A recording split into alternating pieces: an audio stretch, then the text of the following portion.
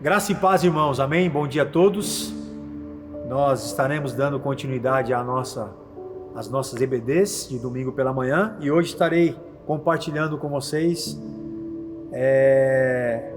a marca de número 8, marcas de uma igreja saudável, é o que estamos estudando nas EBDs de domingo. Na semana passada, o pastor Everson falou sobre a marca de número 7, disciplina, e hoje estarei compartilhando com os irmãos a marca de número 8, discipulado.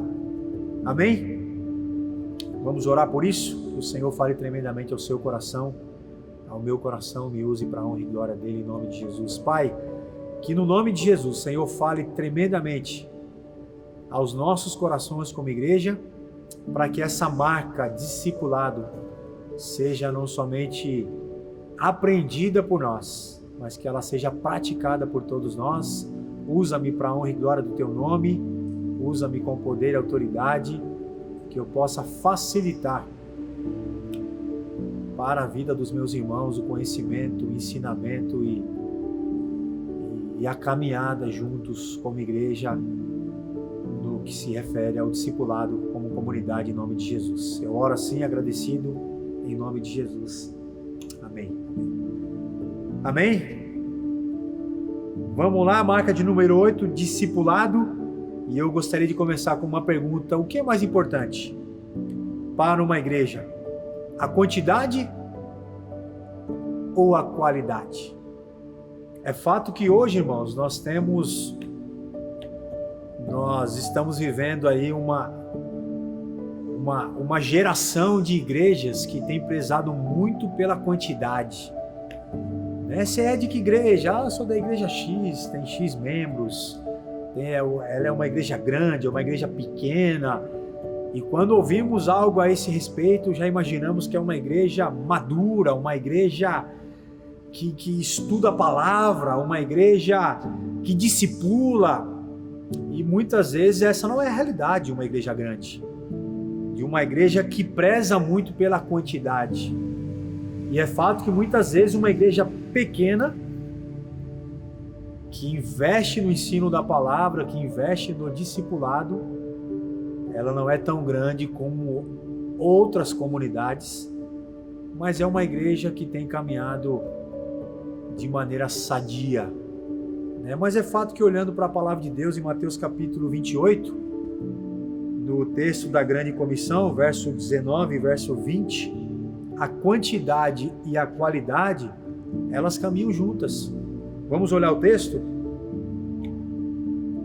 Mateus, capítulo 28, verso 19. Ide, portanto, façam discípulos de todas as nações, batizando-os em nome do Pai, Filho e Espírito Santo, e ensinando-os a guardar todas as coisas que vos tenho ordenado.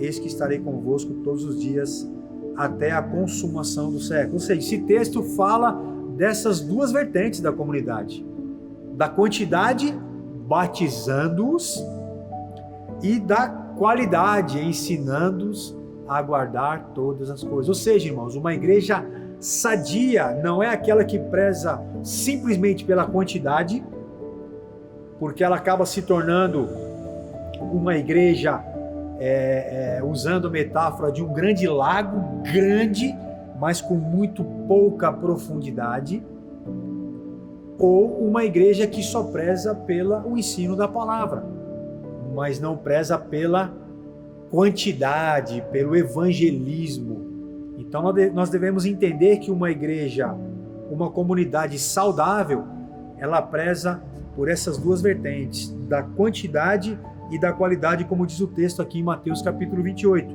Batizando quantidade de pessoas, sendo batizadas, e ensinando o quê? Essas pessoas batizadas a guardar tudo aquilo que Jesus tinha ensinado e ordenado para eles. Esse é o alvo de Jesus, ver mais discípulos e desejando com que esses discípulos sejam cada vez melhores. Olha que interessante esse texto na revista. Assim, uma igreja que preza pela qualidade, mas que não evangeliza, não está crescendo em quantidade. Preza só pela qualidade, é uma igreja fechada em si mesmo. É uma igreja que só estuda a palavra, mas não evangeliza. não alcança pessoas fora da comunidade. Uma igreja saudável evangeliza. Entretanto, uma igreja que preza pela quantidade, mas não ensina, esse é o outro lado da igreja, aquela que só evangeliza, aquela que só se programa, mas não ensina a palavra, não forma discípulos, também não é uma igreja saudável. Ou seja, ela precisa caminhar nessas duas vertentes, batizando, evangelizando e ensinando. E esse é o padrão da igreja lá em Atos capítulo 2, abra sua Bíblia aí. Atos capítulo 2, a igreja primitiva. 2:42, perseveraram na doutrina dos apóstolos, comunhão, partir do pão, ensino da palavra, doutrina.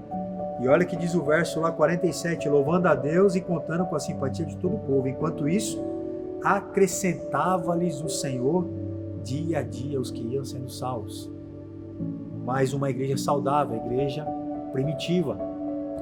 Em Atos, ensinava a palavra e evangelizava. O Senhor acrescentava os que iam sendo salvos. Ou seja, no final das contas, as duas coisas procedem de Deus. A evangelização visando a quantidade e o discipulado, o ensino da palavra visando a qualidade. E a primeira pergunta que eu deixo para você, pensando nessa questão do discipulado, você é um discipulador? Você se considera um discipulador? Os discípulos discipulam. E em Mateus 28, mais uma vez, verso 19 e 20, você percebe que é um ciclo itinerante o texto ali. Porque todo aquele que ensina, vamos voltar lá, Mateus 28, ide por todo o mundo, fazei discípulos de todas as nações, batizando-os em nome do Pai, Filho e Espírito Santo, e ensinando a guardar todas as coisas. Ou seja, é um ciclo itinerante. Na grande comissão, vão e façam discípulos, batizando-os. E aqueles que foram batizados e se tornaram discípulos, vão e façam discípulos, também batizando-os. Ou seja, os discípulos de Jesus têm essas duas grandes ambições. A primeira é ser como Jesus. Quando você discipula uma pessoa, você está ensinando ela a viver, a agir, a se comportar como Jesus. Muito mais do que uma transmissão de conteúdo, é uma transmissão de vida. Então você que foi discipulado, ou você que já é um discípulo de Jesus, essa é a sua primeira ambição, é ser igual a Jesus. E qual é a segunda ambição de um verdadeiro discípulo? É refletir Jesus para outras pessoas, a fim de que o discipulado se multiplique. Você é um discipulador? Você tem essas duas ambições, se parecer com Cristo e formar outros discipuladores, que formarão outros discipuladores, discípulos e discipuladores, e assim por diante? E a pergunta que você talvez faça, né? Pô, mas eu não estou preparado. Eu não me sinto alguém preparado para discipular outra pessoa. Você não precisa ser perfeito para discipular. Paulo, em Filipenses capítulo 3, ele diz, não que eu já tenha alcançado a perfeição, mas uma coisa faço, esquecendo-me das coisas que para trás ficam e avançando para aquelas que diante de mim estão, eu prossigo para o alvo. Você não precisa ser perfeito, você precisa prosseguir, você precisa crescer dia após dia e ensinar pessoas a imitarem Jesus da mesma maneira que você tem imitado, dia após dia. Não precisa ser perfeito. Paulo, em 1 Coríntios 11:1, mesmo sabendo que ele não era perfeito, ele diz, sede meus imitadores, assim como eu sou de Cristo. Se em Filipenses capítulo 3 ele diz, eu prossigo para o alvo, eu não sou perfeito, em Coríntios capítulo 11, verso 1 diz, sejam meus imitadores, assim como eu sou de Cristo. Ou seja, irmãos, você não precisa ser perfeito, você não precisa estar pronto, você não precisa saber de tudo. Você precisa ler a Bíblia, estudar a palavra de Deus, orar. Você precisa se reunir com pessoas. E peça ajuda para que o Espírito Santo de Deus te capacite. E muito mais do que tudo isso, você precisa amar. Amar pessoas. Você precisa amar a Cristo, que te deu essa grande comissão, ide por todo mundo. Você ama Cristo? Obedeça. Você ama a Deus? Ame as suas criaturas, ame pessoas. E você ama o Espírito Santo de Deus? Peça para que Ele te use para levar pessoas a serem iguais a você, iguais a Jesus Cristo. E aqui na revista, olha que interessante, ela diz assim: ser discípulo de Jesus significa orientar a nossa vida em relação ao próximo como Jesus fez.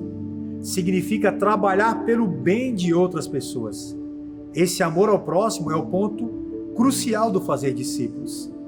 Focamos-nos em servir as pessoas por causa de Cristo, assim como Jesus veio ao mundo, não para ser servido, mas para servir e dar a sua vida em resgate de muitos. Ou seja, irmão, para ser um discípulo, para discipular pessoas, você precisa se relacionar com pessoas, você precisa querer o bem das pessoas, você precisa servir as pessoas, você precisa amar pessoas. Isso é o que nós mais precisamos para sermos um discipulador. E o que é discipular? E o que é discipular? Discipular é ajudar pessoas, já falei aqui, vou repetir, outras pessoas a seguirem Jesus. Discipular é exercer uma boa influência espiritual sobre alguém, de modo deliberado, de forma que essa pessoa se torne mais parecida com Jesus. Isso é discipular uma pessoa. Ou seja, muito mais do que transmitir conteúdo, é levar esta pessoa a te imitar. É levar esta pessoa a imitar Jesus. Precisa ser alguma coisa intencional. Você precisa tomar a iniciativa de procurar alguém, de ligar para alguém, de perceber alguém na comunidade que precisa ser discipulado, fazer um telefonema, se preocupar com uma pessoa, perguntar para essa pessoa: você já foi discipulado? Você conhece a Bíblia? Você conhece Jesus? Você tem interesse em sentar comigo uma vez por semana e nós juntos, 1, 2 vezes, nos encontrarmos e estudarmos a palavra de Deus? Isso é discipular, é ir ao encontro das pessoas, aonde nessas conversas que teremos com as pessoas, falaremos sobre a Bíblia, falaremos sobre Cristo, sobre o Evangelho e a sua aplicação à vida diária da pessoa, que na teologia nós chamamos a cosmovisão bíblica. É a aplicação da palavra de Deus àquele contexto que aquela pessoa está vivendo, a essa fase da vida, a essa fase da sua idade, da sua história que ela está vivendo. Discipular é isso, é trazer a palavra de Deus ao conhecimento e à prática de vida dessa pessoa, no contexto, no momento que ela está vivendo. É corrigir. Discipular também é corrigir. Discipular também é exortar em amor, para que a pessoa viva, como diz 1 Tessalonicenses capítulo 2, 2:12. Exortar, consolar e admoestar, para vivermos por modo digno de Deus, que vos chama para o seu reino e glória. Ou seja, discipular também é corrigir, é exortar em amor, para que essa pessoa viva por modo digno de Deus, digno do Evangelho. Discipular é deixar exemplo. Isso vai envolver muito mais do que falar, mas sim as suas atitudes. Discipular é trazer a pessoa para dentro da sua casa. Discipular é convidar, se você pode, a pessoa para dentro do seu trabalho. Venha me visitar no meu trabalho. venha me visitar na minha casa, como eu me relaciono com as pessoas, em casa, com a minha esposa, meus filhos, a sua relação com a sua família, as suas conversas ao redor da mesa. Convida essa pessoa para jantar junto com a sua família, sentar ao redor da sua mesa. Isso também é discipular. Envolve amar, gostar de estar perto, chorar nas dificuldades com a pessoa, ser ombro amigo na hora da morte de um parente, se alegrar com as suas alegrias. Ou seja, vai muito mais além do que um momento de estudo.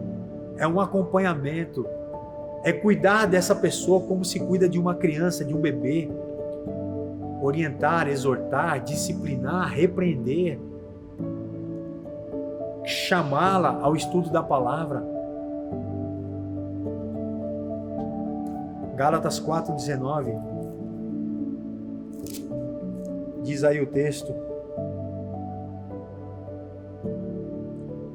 Paulo diz: meus filhos, por quem de novo sofro as dores de parto, até ser Cristo formado em vós, ou seja, até a imagem de Cristo ser formado na vida desses irmãos aqui na igreja de Gálatas.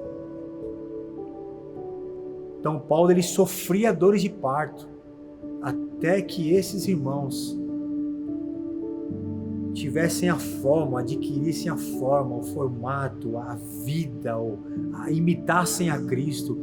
E esse é o desafio para todo discipulador. E quais são as implicações para a igreja? Primeira, você é responsável por alguém dentro da igreja. Você tem essa responsabilidade de procurar alguém na comunidade e discipular.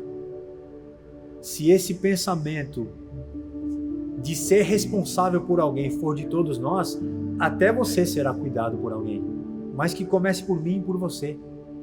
Nós somos responsáveis por alguém dentro da comunidade para que essa pessoa seja cuidada, seja discipulada. E alguém é responsável por você, para que você também seja responsável e discipulado. A semelhança de Paulo, sofrer por aquele que ainda não conhece, por aquele que ainda não vive a sua vida imitando a Cristo. Essa é a primeira implicação para você e para mim como igreja. Entender que o discipulado é algo normal à vida cristã, que ajudar outros a seguirem a Jesus é a forma como seguimos. Amados, discipular na comunidade, na minha e na sua vida, tem que ser algo natural. Mesmo no texto de Mateus 28, que a gente entende que Jesus ali está nos deixando uma ordem, isso tem que ser natural, não tem que ser algo imposto, não tem que ser forçado, tem que partir do seu coração, tem que ser natural. Procurar uma pessoa para discipular tem que vir lá do seu coração. Eu quero, eu preciso, eu quero, eu fui chamado para isso. Jesus me chamou para isso. Então, primeiro, você é responsável. Segundo, seja algo natural, normal da sua caminhada com Jesus, formar discípulos. Segundo, valorize relacionamentos centrados na Bíblia e não programas. Nós corremos um sério risco, amados, como comunidade, enchermos essa igreja de programas e não investirmos no discipulado, no ensino da palavra. Tomemos muito cuidado,